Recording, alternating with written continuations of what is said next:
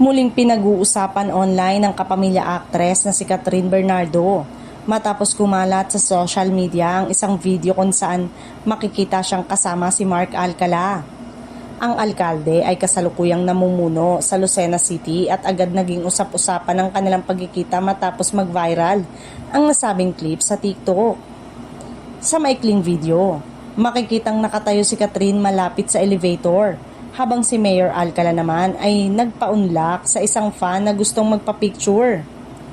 May bahagi rin ng video kung saan makikitang naglalakad ang dalawa sa loob ng isang shopping mall habang may hawak na ice cream, bagay na lalong nakatawag ng pansin sa mga netizen.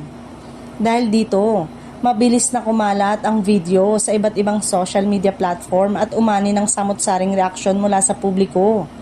May ilan na agad naglabas ng kanilang haka-haka at nagsabing tila hindi na raw nagtatago ang dalawa sa kung anumang ugnayan ang meron sila. At mas nagiging lantad na umano sa publiko ang kanilang pagsasama.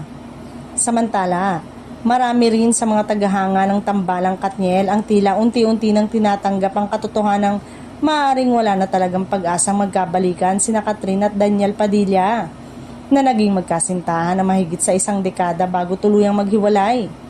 Dagdag pa rito, lumalabas din sa ilang ulat na masaya na rin umano si Daniel sa kasalukuyan sa piling ng kapwa kapamilya star na si Kyla Estrada na madalas na rin naiuugnay sa kanya nitong mga nakaraang buwan.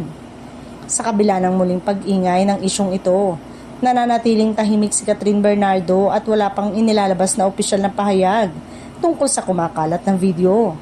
Gayun din, hindi pa rin nagbibigay ng komento si Mayor Mark Alcala habang patuloy na umiikot online ang nasabing clip at patuloy na pinag-uusapan ng netizen.